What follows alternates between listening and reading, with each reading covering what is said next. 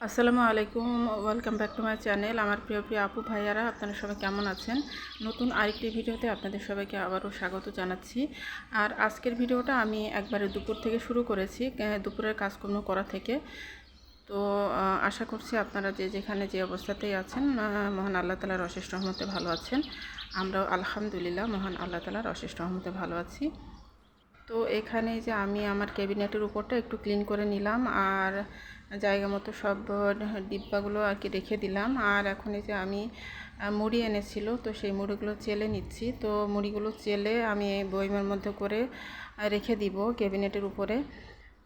তার কারণ হলো যে মুড়িগুলোর মধ্যে অনেক বেশি বালি থাকে, তো বালি সহ মুড়ি খেলে আর কি খেতে ভালো লাগে না, মুখে বালি বালি লাগে। এই কারণে আমি মুড়িগুলোকে এখন ভালোভাবে চেলে নিব, চেলে নিয়ে তারপরে আমি রেখে দিব বয়মের মধ্যে করে। তো আমার প্রিয় আপু ভাইয়ারা, প্লিজ একটা লাইক দিয়ে আমার ভিডিওটি কন্টিনিউ করবেন প্লিজ। আর নতুন আপু ভাইয়ারা যারা আমার চ্যানেলটি ভিজিট করবেন, তাদের কাছে যদি আমার ভিডিওর কোথাও কোনো অংশ একটু ভালো লাগে, তাহলে সাবস্ক্রাইব করে আমার চ্যানেলের সাথেই থেকে যাবেন প্লিজ।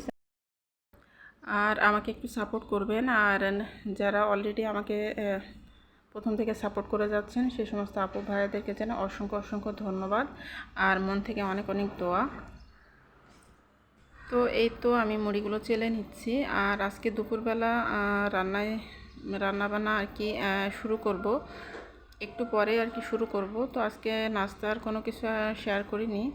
তো একঘেয়েমি প্রত্যেক দিন একই রকমের ভিডিও তৈরি করতে তো আসলে কারোরই ভালো লাগে না।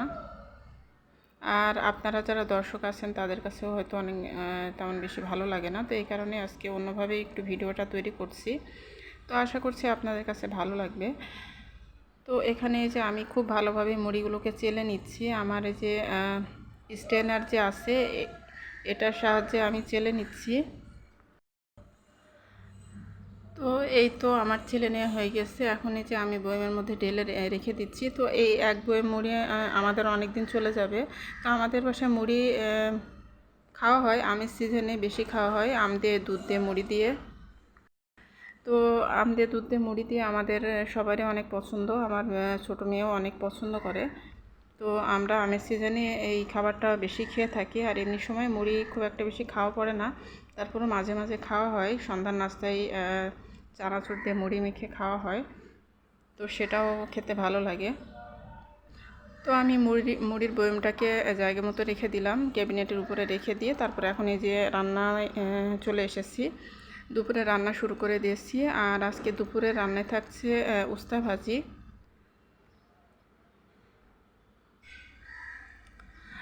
আর এখানে যে আমি উস্তা ভাজিটা আমার করা হয়ে গেছে। তো আজকে আসলে আমি ডিটেলসে কোনো কিছু দেখাইনি, আমি মাঝে মাঝে থেকে একটু একটু করে আর কি ভিডিও করেছি। তো এখানে যে উস্তা ভাজিটা আমার হয়ে গেছে, উস্তা দিয়ে আলু দিয়ে আমি ভাজি করেছি। আর এখানে যে আমি শাক ভাজি করব, তো সবুজ সবুজ যে ডাঁটার শাক আছে, তো সেই শাকই এনেছিলেন, তো সেই শাকটাই আমি ভাজি করব। তো এভাবে করে আমি শাকগুলোকে আগে ভালোভাবে ধুয়ে নিয়েছি, নিয়ে তারপরে এইভাবে করে একটু বড় বড় করে সাইজ করে আর কি কেটে নিয়েছি। নিয়ে তারপরে এখন আমি পেঁয়াজ রসুন বাগার দিয়ে তারপরে শাকটা দিয়ে দিয়েছি। তো এভাবে করে আমি একবারে বাগার দিয়ে শাক ভাজি করে থাকি। তো এভাবে করলে খেতে বেশ ভালো লাগে, আর শাকের কালারটাও ঠিক থাকে। তো এভাবেই আমি সবসময় করে থাকি। আর এখন এই যে আমি আজকেও পুঁই শাক রান্না করব, চিংড়ি মাছ দিয়ে পুঁই শাক রান্না করব। তো ওই দিনও চিংড়ি মাছ দিয়ে পুঁই শাকটা, ওটা ওই দিন ভাজি করেছিলাম চিংড়ি মাছ দিয়ে পুঁই শাক। আর আজকে আমি চিংড়ি মাছ দিয়ে পুঁই শাক রান্না করব, একটু ঝোল ঝোল করে রান্না করব। তো আজকের এই পুঁই শাক রান্নাটাও অনেক মজা হয়েছিল। তো আসলে একই রকম রান্না খেতেও আসলে ভালো লাগে না। তো ওই দিন পুঁই শাক ভাজি করেছিলাম, ওইটাও ভালো লেগেছিলো। আর আজকে আমি পুঁই শাকটা রান্না করছি, তো এটাও ভালো লেগেছিলো। আর সে সাথে আমি এই যে এখানে রুই মাছ ভুনা করে নিব। তো রুই মাছ দিয়ে আমি সিমের বিচি দিয়ে ভুনা করব। তো এই তো এইগুলোই আজকে আমাদের দুপুরে রান্নাবান্না। তো এখানে এই যে আমার উস্তা ভাজি, শাক ভাজি, তারপরে পুঁই শাক দিয়ে চিংড়ি মাছ দিয়ে রান্না, তো এগুলো হয়ে গেছে। আর এখন শুধু বাকি আছে আমার রুই মাছ দিয়ে সিমের বিচি দিয়ে ভুনা করাটা, তো সেটা আমার বাকি আছে। তো সেটাও আমার এই যে চুলায় বসিয়ে দিয়েছি, তো সেটাও হচ্ছে। তো এখানে এই যে আমি সিমের বিচিটা একটু কষিয়ে নিব, যেহেতু আমি ডিপ ফ্রিজে রেখেছিলাম সিমের বিচিগুলো। তো তখন ভাপ দিয়ে রাখিনি, তো এই কারণে আমি একটু কষিয়ে নিচ্ছি। আর ভাপ দিয়ে রাখলে তাড়াতাড়ি সিদ্ধ হয়ে যায়, তো এমনি এমনি কাঁচা অবস্থায় রাখলে একটু সময় লাগে সিদ্ধ হতে। তো আমি সিমের বিচিগুলোকে কষিয়ে নিয়ে তারপরে এখন এই যে ঝোলের পানি দিয়ে মাছগুলো দিয়ে দিয়েছি। দিয়ে তারপরে এখন আমি ঢাকনা দিয়ে ঢেকে চুলাটা কমিয়ে রেখে দিব। আর এই দিক থেকে আমি কিছুটা তরমুজ কেটে নিয়েছি। তো আসলে রান্না করতে করতে তো অনেকটা গরম লেগে যায়, তো তখন ঠান্ডা ঠান্ডা কিছু খেতে অনেক ভালো লাগে। আসলে এখন ইদানিংকালে তো প্রচণ্ড গরম পড়েছে আর বৃষ্টি তো হচ্ছে না, তো এই কারণে আসলে তো রান্না করতে করতে এই কারণে আমি একটু তরমুজ খেয়ে নিব। তো আমি তরমুজের উপরে একটু লবণ ছিটিয়ে দিয়েছি, দিয়ে তারপরে এখন এই যে আমি আমার লিভিং রুমে তরমুজ কেটে নিয়ে এসে তারপরে আমি এখানে বসে বসে এখন তরমুজ খেয়ে নিচ্ছি। আর তরমুজটা অনেক মিষ্টি ছিল, তো অনেক মজা করে আর কি খেয়েছিলাম। আর ঠান্ডা ঠান্ডা তরমুজটা খেতে খুবই ভালো লাগছিল। তো আসলে আমরা গৃহিণীরা আমাদের তো রান্নাবান্না থেকে কোনো ছুটি নেই। আমরা তো আসলে তো আসলে গরম হোক যাই হোক আমাদের তো রান্নাবান্না করতেই হয়। তো রান্নাবান্না না করলে তো খাওয়া দাওয়া চলবে না। তো এই কারণে রান্নাবান্না তো করাই লাগবে। তো যাই হোক, এখানে এই যে আমার রান্নাবান্না সব হয়ে গেছে। তো এখানে এই যে আমার এই যে পুঁইশাক দিয়ে চিংড়ি মাছ দিয়ে আমি একটু ঝোল ঝোল করে রান্না করেছি। আর এখানে এই যে সিমের বিচি দিয়ে আর রুই মাছ দিয়ে ভুনা করেছি। আর সেই সাথে শাক ভাজি আর উস্তা ভাজি। তো এই তো এগুলো আজকে আমাদের দুপুরে রান্নাবান্না ছিল। তো রান্নাবান্না শেষ করে আমি টেবিলে খাবার দিয়ে তারপরে এখন ছাদে চলে যাব। তো ছাদে যেহেতু আমাদের কল নেই, তো বাসা থেকে পানি নিয়ে যেতে হয়। তো বাসা থেকে বালতিতে করে পানি নিয়ে গিয়ে তারপরে ছাদের গাছগুলোতে পানি দিতে হয়।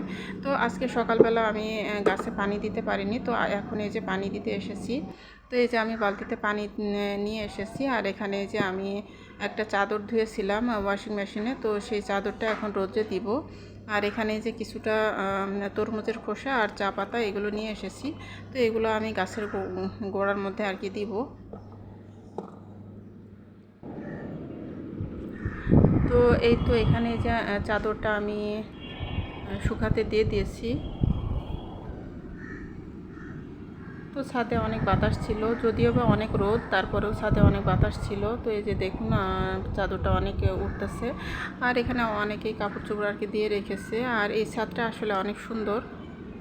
তো এই ছাদটা অনেক সুন্দরভাবে আর কি করেছে। তো যাই হোক, এখানে যে আমি তরমুজের খোসা আর চা পাতাগুলো এখন এই যে আমার মরিচ গাছের গোড়ায় দিয়ে দিচ্ছি। তো আমার মরিচ গাছটাও মোটামুটি বড় হয়ে উঠতেছে। আর এই মরিচের গাছগুলো কিন্তু আমি বীজ থেকে আর কি চারা করেছি। তো আমি বীজগুলো ছিটিয়ে দিয়েছিলাম, তো সেখান থেকে চারা হয়েছে। আর সেই চারা আমি এই টবের মধ্যে লাগিয়ে দিয়েছিলাম। তো সেখান থেকে কিন্তু আমার এই যে মরিচের গাছগুলো হচ্ছে। তো অলরেডি কিন্তু ফুল চলে এসেছে, মরিচের ফুলও চলে এসেছে। আর এখানে যে আমার পুদিনা পাতার গাছ লাগিয়েছে আরেকটা জায়গার মধ্যে। তো এখানে ওই যে পুদিনা পাতা আর একটা পুঁইশাকের গাছ হয়েছে। তো এখানে ওই যে কিছু আমি তরমুজের খোসা দিয়ে দিলাম। আর এরকম করে আমি সবজির খোসা দিয়ে দিই গাছের গোড়ায় গোড়ায়, তো তাহলে অনেক ভালো হয়। আর এখন এই যে আমি গাছের গোড়ায় পানি দিয়ে দিচ্ছি। তো আসলে পানি বাসা থেকে নিয়ে এসে তারপরে গাছে দিতে গেলে খুবই ঝামেলা হয়। তারপরেও কিছু করার নেই, কারণ আসলে যেহেতু আমি গাছ ভালোবাসি, তো গাছগুলোকে তো আর পানির অভাবে মেরে ফেলতে পারি না। তো এই কারণে গাছের যত্ন তো নিতেই হবে। নিজেদের যত ঝামেলাই হোক, নিজেদের যত কষ্টই হোক, তারপরেও আমি কিন্তু গাছে পানি দেওয়া কিংবা গাছের যত্ন নেওয়া একদমই মানে বন্ধ করি না, কারণ এইগুলো করতে আমার কাছে অনেক ভালো লাগে।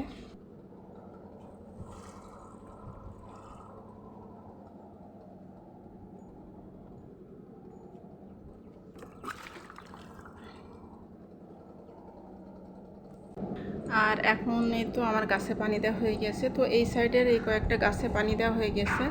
আর অন্য সাইডে আরও অনেকগুলো গাছ আছে, তো ওই গাছগুলোতে পানি দেওয়ার জন্য আমার আরও কয়েকবার পানি আনতে হবে বালতিতে করে। তো আসলে খুবই কষ্ট হয়ে যায় আমার বালতিতে করে পানি নিয়ে এসে তারপরে গাছে দিতে গেলে। তো অনেক সময় আমার ছেলেকে বলি, তো ও নিয়ে আসে। তো এখন এই যে সন্ধ্যার পরে আমি একটু বেলের শরবত করে নিচ্ছি। আর যেহেতু অনেক বেশি গরম পড়েছে, তো এই গরমের মধ্যে তো বেলের শরবতটা খেলে অনেক ভালো হয় স্বাস্থ্যের জন্য।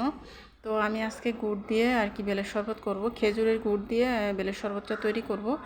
তো এই তো আমি বেলটাকে খুব ভালোভাবে এখন চটকে নিয়েছি, নিয়ে তারপরে এর মধ্যে এই যে লিকুইড যে গুড়টা, তো সেটা দিয়ে দিলাম, দিয়ে তারপরে একসাথে করে খুব ভালোভাবে মিক্স করে নিব।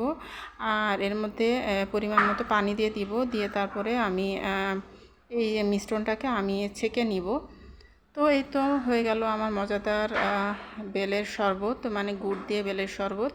তো এখন এই যে আমি গ্লাসের মধ্যে করে ঢেলে নিচ্ছি, নিয়ে তারপরে আমার হাজব্যান্ডকে দিব আর আমার বাচ্চাদের দিব। তো আমি আসলে এখন খাবো না, ফ্রিজে রেখে দিব। তো যখন ঠান্ডা হবে তখন বের করে আর কি সবাইকে দিয়ে দিব, আর আমি নিজেও খাবো।